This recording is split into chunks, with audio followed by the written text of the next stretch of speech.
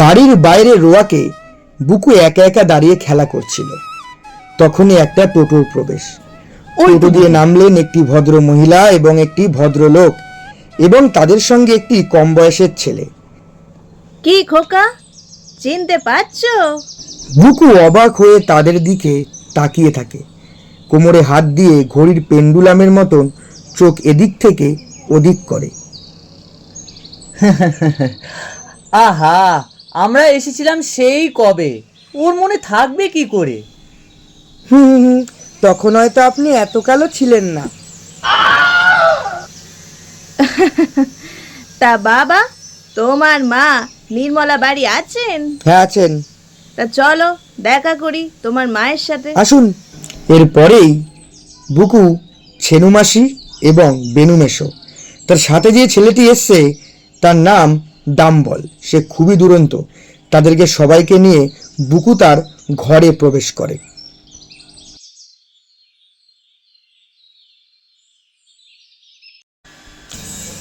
এসো।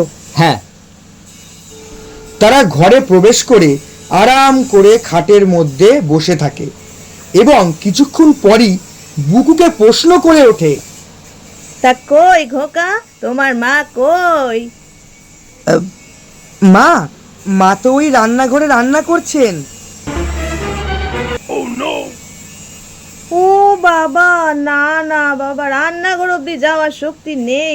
রক্ষে করো, রক্ষে করো। উফ, সে আজ বেরিয়েছি বাড়ির থেকে, বাঁধ দুদিনে বাঁশ বদল, শেষ অব্দি রিক্সা। না বাবা না, যাও দেখিন মাকে কি খবর দিয়ে এসো যে উত্তর পাড়া থেকে ছেনু মাসি আর বেনু মেশো এসেছেন। যাও বাবা। বুকু ছুটে গিয়ে মার কাছে চলে যায় মাকে ডাকতে। সেই মুহূর্তে ঘরে প্রবেশ করে তাদের সাথে আসা একটি ছোট ছেলে, যার নাম ডাম্বল। সে একটি চেয়ারকে টেনে আরেকটি চেয়ারের ওপরে পা দুলিয়ে বেশ আরাম করে বসে থাকে। বুকুর মাকে দেখা যায় এদিকে রান্নাঘরে খুব ব্যস্ততার সাথে সে কাজ করছে। সেই সময় বুকু গিয়ে মাকে জানায়, মা, উত্তরপাড়া থেকে ছেনু মাসি আর বেনু মেশোরা এসছেন। বাবারে, শুনে গা জ্বলে যায়। অসময়ে অতিথি আসে না, আমার একদম ভালো লাগে না। তুই যা, আমি আসছি।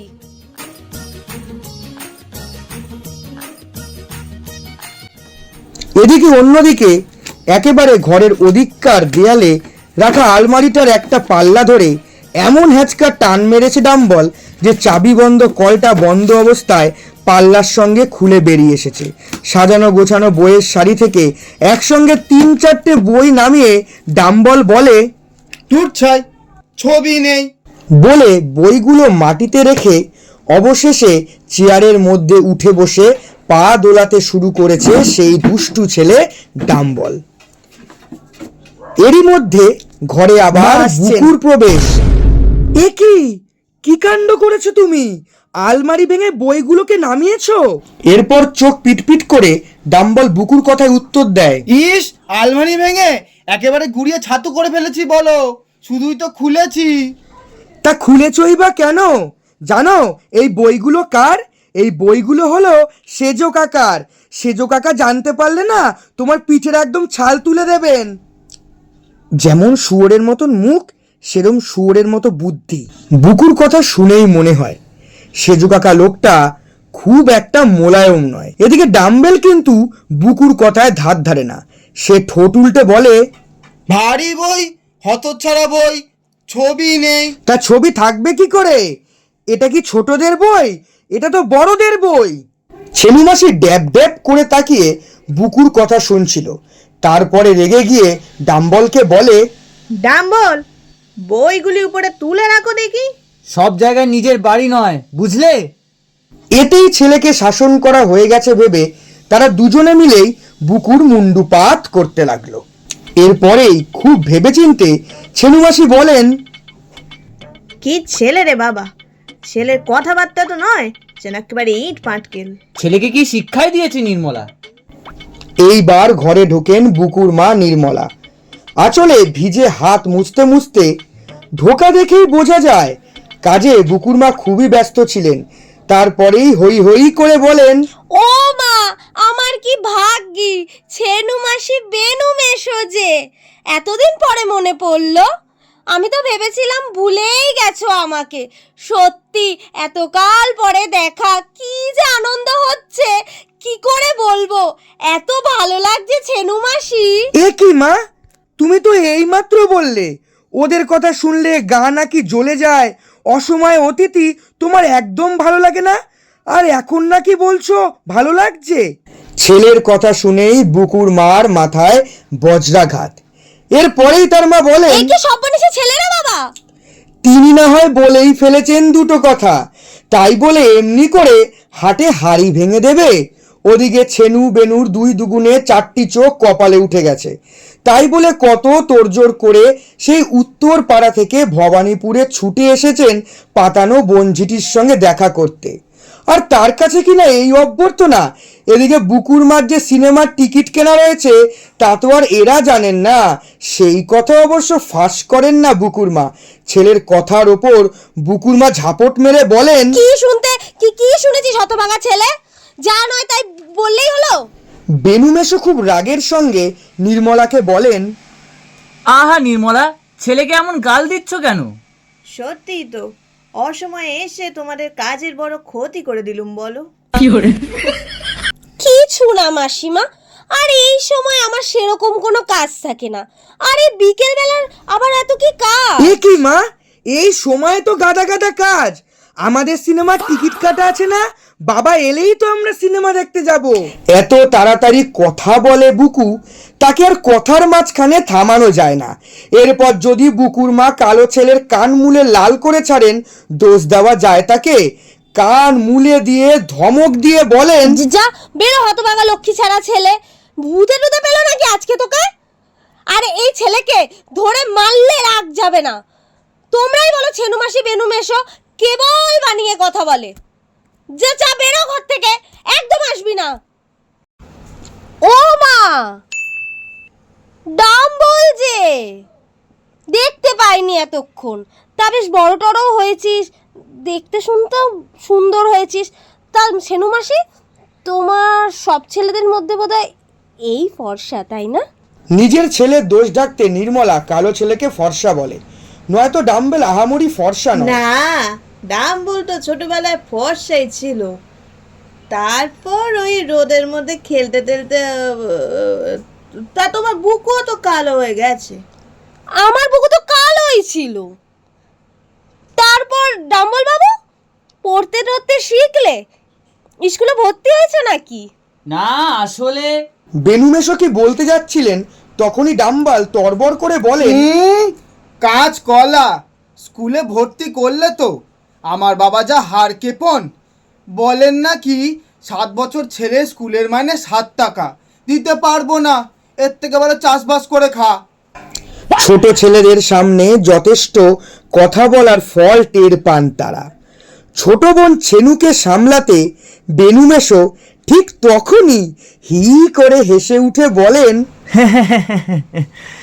তোর ছেলেটা খুব পাকা পাকা কথা শিখেছে ছেনু, শুনলেই হাসি পায়। বাবা, ছেলে মুখে যেন খই ফুটছে। ঠিক সেই সময় বেনু মাসি বুকুকে উদ্দেশ্য করে বলেন, আজকালকার ছেলেপেলেরা ঠিক এমনি হয় দাদা।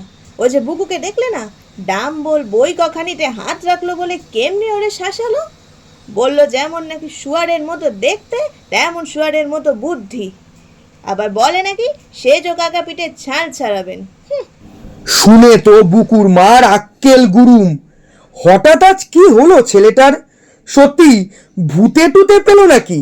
কই, এমন অদ্ভুত বেয়ারা তো ছিল না।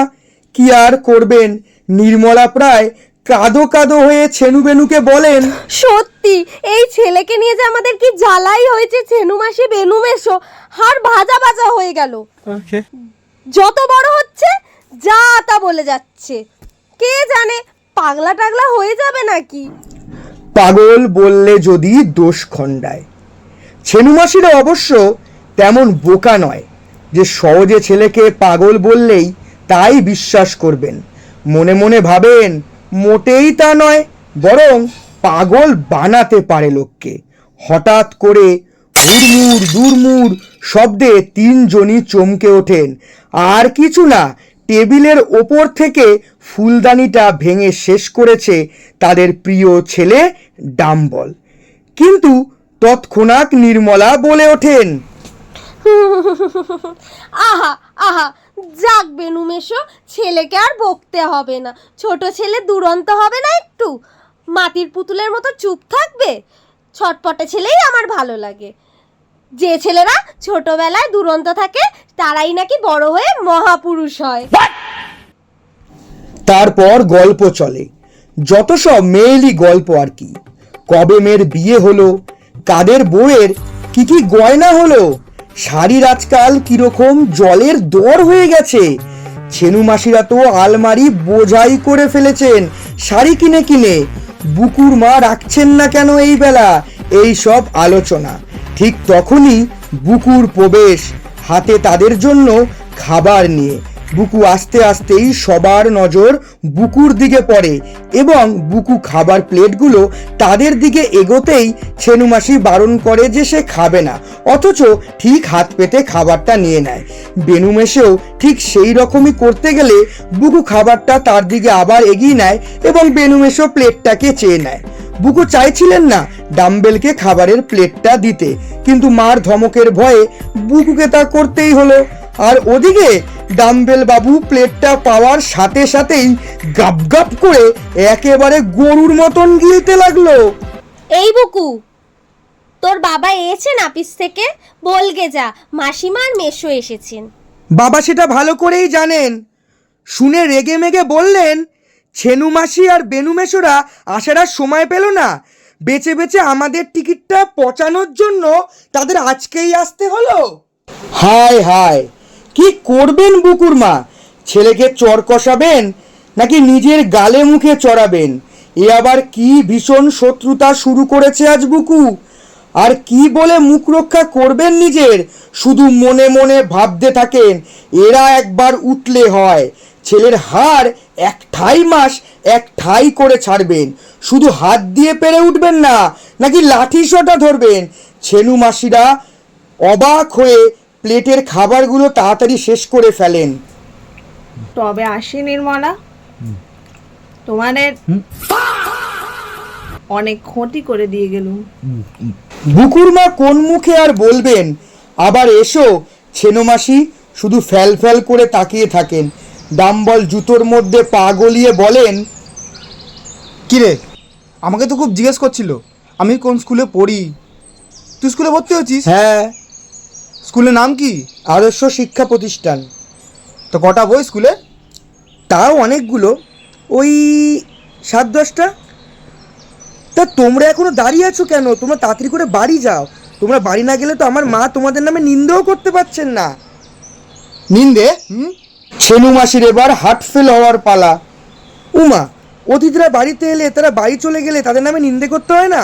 রেগে গিয়ে এবার ছেনু মাসি বলেন, বলো বাবা, প্রাণটি ভরে বলো, চলো। অতিথিরা চলে যাওয়ার সাথে সাথেই শুরু হয় বুকুর মার রণচণ্ডী রূপ ধারণ। কান মুলে বুকুকে ঘরে চল আজকে টেনে একবার নিয়ে ঠিক গিয়ে মারতে বল, শুরু শয়তান করেন। ছেলে, তোকে ওরকম কথা বলতে কে বললো? বল বল শিগগিরই, তোকে আজকে মেরেই ফেলবো আজকে তোকে। বল, যতক্ষণ না বলবি মার থামাবো না। লক্ষ্মী ছাড়া পাজি বাদর, লোকের সামনে আমার মুখে চুনকালি লাগিয়ে দিলি। বল বল শিগগিরই, কে বলেছিল তোকে ওটা বলতে? দুপুরবেলা তুমি তো বললে সবসময় সত্যি কথা বলতে, আর আর এখন কি করে বুঝবো কোনটা বলতে হবে? আপনাদের কি মনে হয় বুকুর সব থেকে বড় ভুল কি ছিল? সব সত্যি কথা বলা